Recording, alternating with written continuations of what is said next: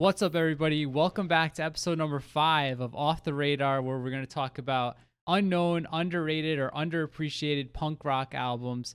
And I'm joined, as always, by my friend Lewis. How you doing today, man? I'm doing all right.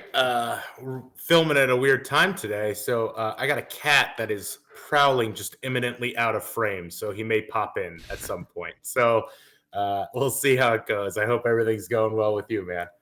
Yeah, doing good on this Friday afternoon and the last hour of work, so no better way to spend it.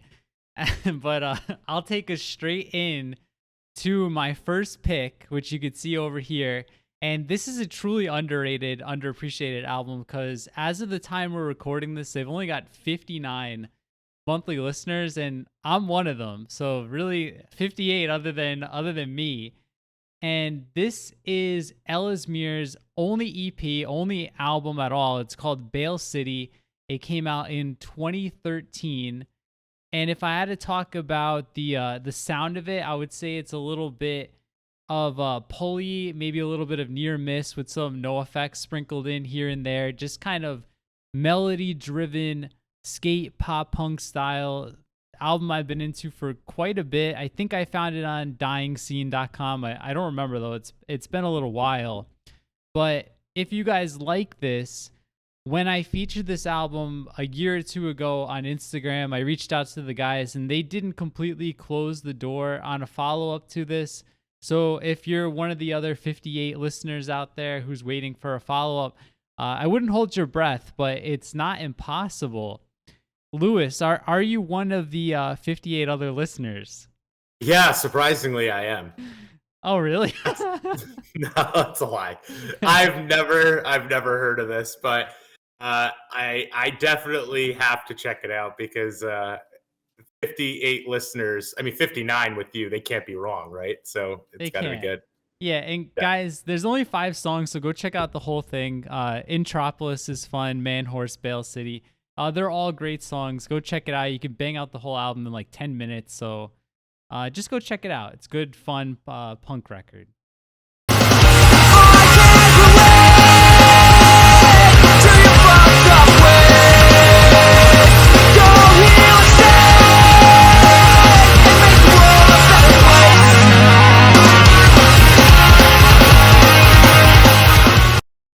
All right. So for my first pick today, I'm going with 2002, The Code, Alert, Aware, Involved. I feel like, sort of underrated and semi-forgotten ska punk record. There was so many good bands going on at the time, and thinking wistfully back to like the ska punk era of our heyday, I think a lot of people think about, Suicide Machines. They think about Streetlight, Catch 22.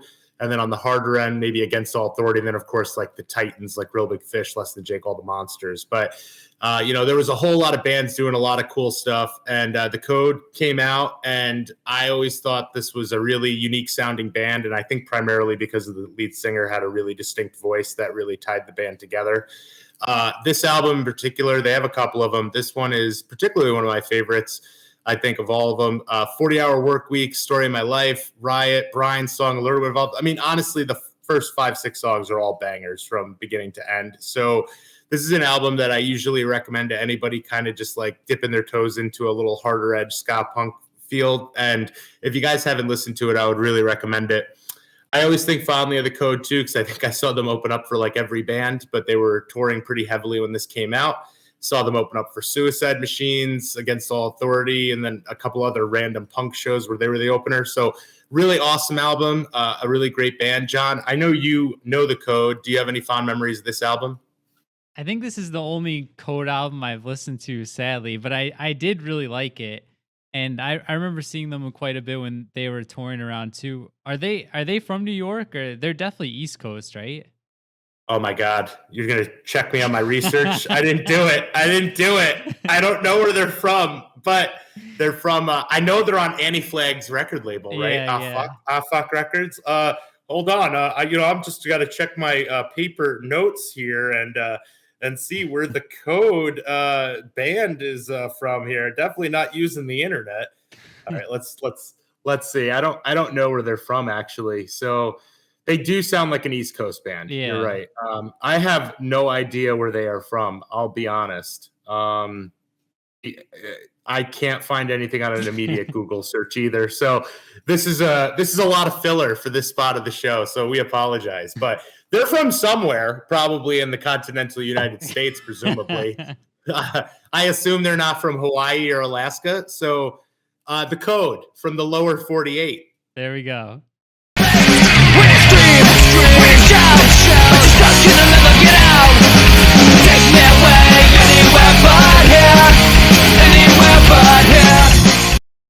All right, band number 3 for me is going to be MI6 and their album Alca Holiday.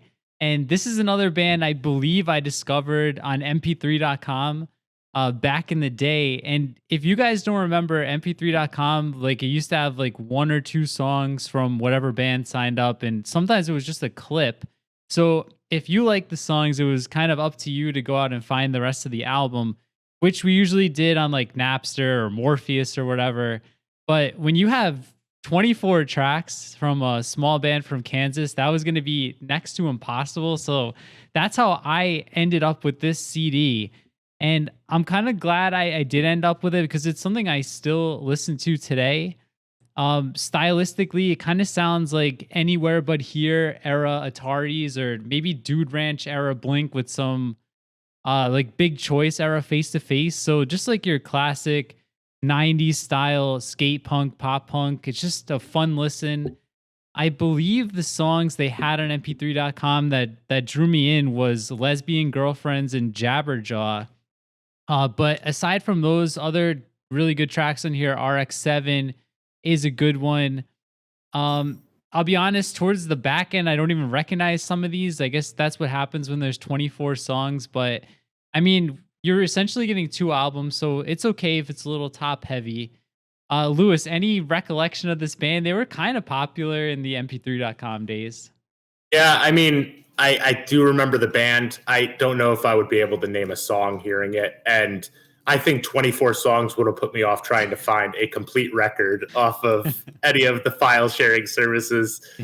I mean, I'm confident still that I have full albums with just garbage in them from trying to find records back in those days. But I'm a big fan of album art, as you know. This is very strong. I like it. Simple. And I also like a lot of these names. Lesbian Girlfriend seems a little pedestrian for me, but look at some of these other ones. Alca Holiday, that's a really good name. My Lizard Had a Keg Party. Jackie Chan's Army.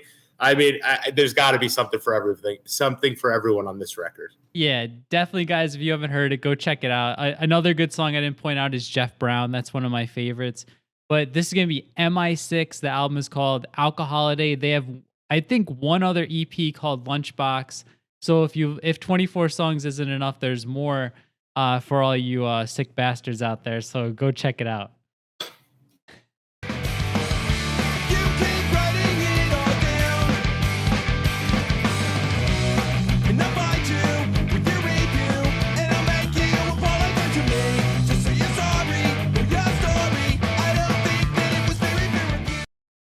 All right, back with my pick here. I'm going with Joe Strummer and the Mescaleros Streetcore, which is the final album that was put out for Joe Strummer, released posthumously after his death in 2003. This album is a little bit more straightforward punk rock and roll. Obviously got a little bit of the folk and other influences here that Joe Strummer is known for, but this one was definitely a lot closer to some of the earlier stuff with the Clash. So this was an album that I really liked. I think it probably gets a little bit too much admiration because it came out after he passed away. So, it's easy to say it's an incredible record, but I think it's a pretty good record. And I know that it flies under the radar for a lot of people who maybe weren't paying attention to stuff that wasn't the Clash. So this is one I would definitely recommend you give a listen to. Coma Girl is definitely a really good song. I always really like Get Down Moses, though I heard that some people didn't like that one. Pretty much every song on here is listenable. Long Shadow I like quite a bit. The only one that I think maybe is a little bit regrettable is Redemption Song. Probably doesn't need to be on this record. Probably could have just left that one for Bob Marley to sing. But overall, if you like The Clash, if you like some of that early stuff that they did, and you like Joe Strummer in general, I'd say give it a listen. John, do you have anything to say about this record? I don't, and but you and I had talked about like doing a Clash um tier list, even though I'm not familiar with much of the Clash at all. But where would you put this if you were putting this somewhere on the Clash tier list? It would be lower, but it wouldn't be last. All right, so C, about in C Yeah, tier, give or take. maybe a B. It Mhm. just depends, So it's definitely better than Cut the Crap. So it's a pretty good record. I think just more experience it and listen to like the guy's final things that he did. So we did a posthumous one last record. Here's my other one for this show. Let's hopefully not make that a trend. All right.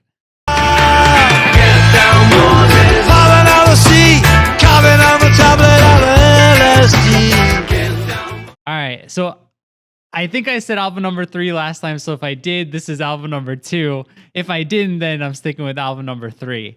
And this is a little bit of a weird one for you guys. This is Start Trouble, which was Luke Walker, who's better known probably for being in the pop band Summer Obsession, and best known for working with huge bands, co-writing, producing with Korn, Deftones, Alkaline Trio. This is his punk band's only album. It came out on Columbia Records back in 2004. And I remember when I heard these guys, I saw them on tour with Alistair, and I picked up the album. I thought they had a good live show. They had some funny jokes, so I picked it up, and it's pretty good. This is by no means a great album, but I think it's worth like a listener to. It's definitely underrated because I've never heard anybody reference this album in any capacity. So if you haven't heard it before, what you're gonna get is kind of the vocals remind me. I'm gonna throw some of you guys off right away. The vocals remind me of Shifty Shell Shock from one of Lewis's favorite bands, Crazy Town. And I know I lost some of you guys there. I just mean, I just mean the way his voice is. And yeah, musically, it's kind of like a hybrid of like Good Charlotte mixed with No Effects. I know like I've done a terrible job describing this album, but uh just think like National Lampoon teen movie style pop punk from the early 2000s. That's pretty much what you're gonna get. Favorite songs on here are gonna be Nonstop, Chemical, and Throw the Covers. And come to think of it, they're all kind of vulgar and maybe not as funny as they were when I was 19 when I first heard this. One recommendation would be to stay away from the last 2 tracks because you've only got a Ludacris cover, and then you've got a song that I believe was in either Van Wilder or one of those other movies, and it's not very good. It's more cringy than good. Lewis, any thoughts about Start Trouble? I was gonna ask if that was a Ludacris cover, Yes. or if this had predated it as. Well, you know that I do love Crazy Town, so if there's any Crazy Town vibes going on with this record, I'm gonna love it, and I'm gonna start some trouble over here listening to it. Cause you can hate anything before you even try to love it. Love is a chemical straight from your genitals, never a spiritual, never. All right, to change the pace from my Crazy Town obsession, we're going into my third pick, Heaven's Patent Pending, which came out in 2006, I believe, and is a 2-man super group. I don't know, but a collaboration between Matt Skiba of Alkaline Trio and Josiah Steinbeck, which I think most famously he was in F-, but I mean, I'm sure he's done other stuff. But this is basically a one-off record by this band. And I think we've talked about this in like multiple shows. I think I showed the record because it's a pretty rare vinyl. I think I drafted it one episode. So we just figured it was time to talk about this record because oftentimes when I meet folks who are even familiar with Alkaline Trio, they don't even know about this record and how good it is. This is one of my favorite Alkaline Trio records. No, but it is a excellent record from beginning to end. It's definitely got that Alkaline vibe, but a lot more experimental. Definitely a divergence from the straight punk rock and sound that they traditionally have, and then especially their later stuff, probably closer to that. But a good record overall. I would draft this one high any day of the week.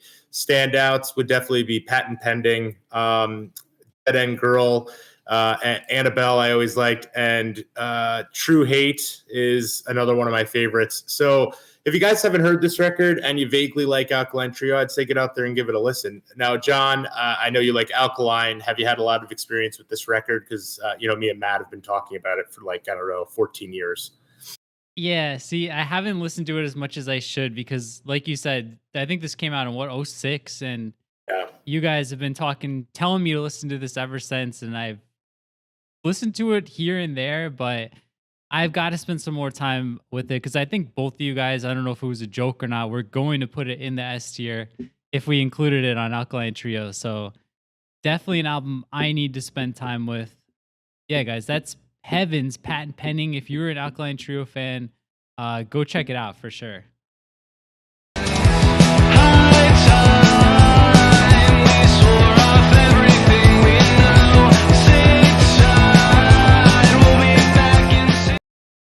All right, Lewis, I'm doing my second band from Orange County, New York, just across the river from us. And in my opinion, one of the best bands to come out of our general area in the last 15 to 20 years. And of course, the last one I did was Autopilot Off. But I'm going to talk about With the Punches today. And I believe their only full length, which is Seams and Stitches, that came out in 2012. And little backstory for you guys.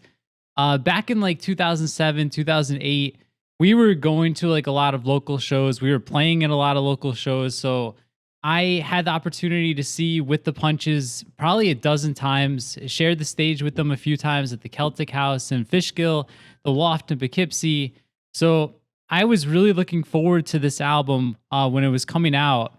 And the other weird thing is that right before this came out, they got signed to Doghouse Records, which, if you don't know, Doghouse was mostly known for putting out albums by the All American Rejects and what's that other, the Get Up Kids in the early 2000s, late 90s. So that was one part I thought was odd with the signing. The second part was back when they signed With the Punches, dormant's the wrong word, but I hadn't heard a thing from Doghouse in 5-10 years. And it was just odd, but when the album eventually did come out, it blew the early stuff away. This was one of my favorite records of all of 2012. Riverside was, I think it was my Spotify most listened song that year. Then you've got Cags, you've got New York Minute on here. If you guys aren't familiar, it's basically that 2010 style pop punk, but it's definitely faster, a little more aggressive than what you'd get from Man Overboard or the other bands who were big in that heyday. But yeah, and they just put out a new album. It's a little bit of more modern pop punk. I definitely prefer this one. But Lewis, anything to say about With the Punches at all? Oh, I mean, I've never heard of them, and it would make sense. I had moved away almost by that point, right? Yeah.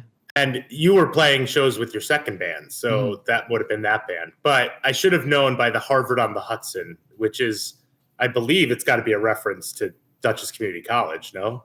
I think there's another college. I forget what it is, but it's on the other side of the river. It's another community college. But yeah, we call it Dutchess Community College, Harvard on the Hudson. But apparently, it's not a unique nickname, which I found out too when this came out. I was like, oh, that's weird. Oh, my policy: 3-word band names too much. 0 out of 10 stars on Yelp. I'm just kidding. I'll give it. If you really recommend it this much and Riverside's that good, I'll definitely give it a listen. So yeah, go check it out. And I think you would like New York Minute. That's the fastest song on here. So yeah, guys, go check them out. I know With the Punches is kind of popular, but if you haven't heard them before, go check this one out. This is my pick from the band. When I finally live in town, I'll take the interstate, ride down the coast. Maybe I'll head west to figure out the next spot to call my home.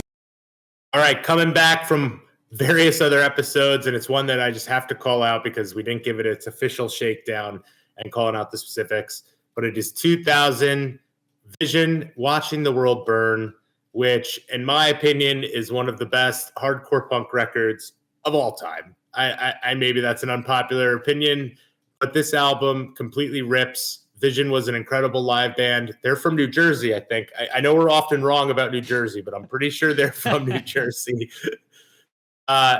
This album, I remember buying the CD at Media Play. I had one copy, and I think I left this in my CD player in my car, or maybe I didn't even have a CD player in my car at that point. It might have been in my Walkman on the dashboard that was wired in with a tape, as we used to have to do things like this. Yeah. But this album was incredible. Starting off with Closed Minded, which pretty much became their signature song. I think they always wanted to close the show with it, but everyone always cheered for it like throughout the whole show. So they just had to play it. But pretty much just goes all the way through, besides From Father to Son, which is just an audio clip. But notable standouts. If you like Closed Minded, you're going to like Don't Sound the Alarm, which is incredible as well. No Compromise is great. Predictable is obviously a really good song, and also does a nice joke that is quite predictable but good at the same time. Vision has a couple other records that came out. Detonate, and there's another few other ones I'm not going to remember the names offhand. This is by far the best one of their records. I believe that the lead singer is deceased. I could be wrong, but I know that somebody from the band passed away, so I might be wrong. But if you get a chance and you haven't listened to this one, throw it on your Spotify. John, I know you love this record too, so just get into it and tell me how much you love that album art. Well, I was just asking you before we started, like, what is coming out of his eyes? That was my question. I thought there were hooks, and then when we zoomed in, I don't know, maybe that's the anarchy inside him that is so powerful that it has forced his eyes out of his socket, and now he's just pure anarchy machine. I buy. I mean, it looks like it's another like fuse, like from his Molotov that's coming out of his eyeball. But yeah, I remember that show that you're talking about, and I think I've erroneously mentioned the show a few times with Ignite, but it was Vision, and was it with Pennywise? No, it was. They definitely. If we're thinking of the one at the Chance, it's definitely with the Bouncing Souls and the Casualties. This was at Irving Plaza, and that was Ignite. That was Ignite. Okay, so it was right. Okay, so there was. You're like you were saying, everyone was chanting "closed minded, closed minded," and they had got on stage and they said, you know, this is what happens when you have a song on Punkorama, and that was the only song really anyone in the crowd knew. So unless I'm remembering this incorrectly, I think they played it and then they closed with it also, which was, I mean, why not? Yeah, which was awesome, you know. Yeah, and like Lewis said, this is an awesome hardcore punk album. Like a little bit of a heavier version of Pennywise, I would say. And like Lewis said, my two favorites would be Closed Minded and Don't Sound the Alarm is one of the best punk songs that are in this style. So make sure you go and check this one out. This would be my number one recommendation for this episode too. I love this album. But yeah, that's Vision, Watching the World Burn. Everyone tell me I'm close-minded. Why don't you listen up if you might like it? Everyone tell me I'm close-minded. It's something for free if you say it, I'll buy it. Everyone. All right, so my last album of the day is a band who I didn't realize their band name was a pun on Yankee Doodle until about 10 minutes ago when I was like getting my list ready. And it's kind of funny, like, because this album's like really fast. It's aggressive. It's one of the only albums I recommended that isn't a pop punk album. And then they have a band name that's a pun on Yankee Doodle. So there's that. But this is another band I found on DyingScene.com. And I think Dying Scene put this one out too. Yeah, so like this album, the band kind of reminds me of like a mix of Wilhelm Scream, early Flatliners, maybe Strike Anywhere. So kind of like that melodic hardcore style mixed with like some, you know, skate punk mixed in. You know, if I'm recommending it, it's going to have a little bit of skate punk flavor. And Lewis, I actually think you would like this album quite a bit. I think it's like straight up your alley. It's similar to like Bigwig, who we did in the last episode. But yeah, any thoughts on Yankee Brutal?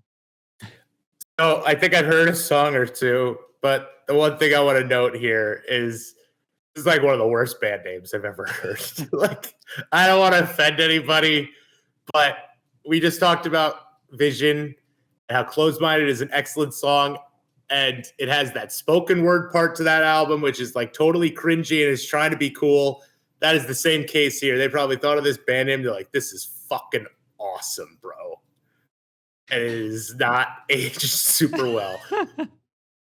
So if you can get past this name, give the Everlasting Greed a shot. Yeah, favorite song on here is going to be United Stagnant. I agree with Lewis. It is definitely not a great name. But if you are pissed off or you're looking to piss off your neighbors or your significant other, put this on, blast it. Good summer record, fast punk rock for you. This is Yankee Brutal, The Everlasting Greed.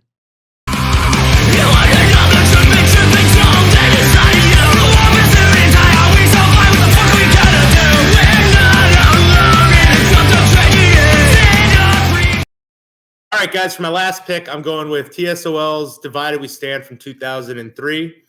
TSOL is obviously a band with a long history going back to Long Beach, California, although I think they're originally from New Jersey, right, John? Like most other bands we review. Yeah, Asbury Park. Yeah, Asbury Park, that's where they're from. But TSOL, very active in that early West Coast scene. Very interesting band if you've listened to kind of the trajectory of their albums, kind of doing a lot of genre dipping, switching it up.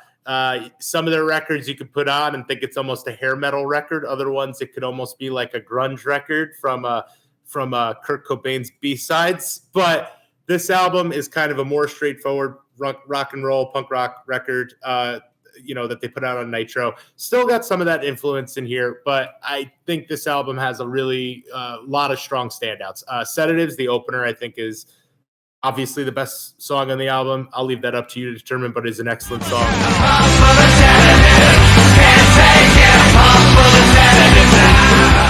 But going further down, I mean, Fuck You Tough Guy is really strong. See You Tomorrow. Sex Not Violence. I mean, pretty much every song is quite good. So if you haven't given this one a listen and you haven't given TSOL a chance, start with this and then kind of start dipping your toes into the weird stuff. John, what do you think about this album? Have you ever heard it before? Yeah, I texted you a few days ago that I dived into some TSOL after some of the stories in like the Bad Religion book and a couple other books. This Jack Grisham seems to come up quite a bit as a crazy character. So he actually has a book now that you could buy. Like, so I think that's gonna be a pretty interesting read too. But one of the most unique voices I think in punk, especially for the time. And like you said, they go down some wacky rabbit holes with some of these albums.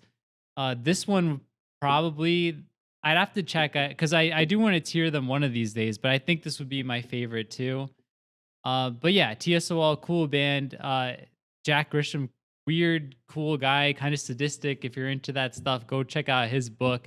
He's mentioned in several of the 80s punk bands books, almost as like a villain character. So kind of interesting. Yeah, definitely check this one out. Divided We Stand by TSOL. And that's going to wrap it up. So Lewis, anything else you want to say before we take off? Just want to apologize to American Brutal if they ever see this video. Yankee Brutal. I fucked up your name again. Yankee Brutal. I apologize. I'm sure it was a really cool name when it first came out, and I apologize. Yeah, Yankee Brutal. They'll stick a feather in their cap and move on. They're tough. That's gonna do it for this episode. We'll see you next time. Thanks for watching. Like, comment, and subscribe. Later, guys.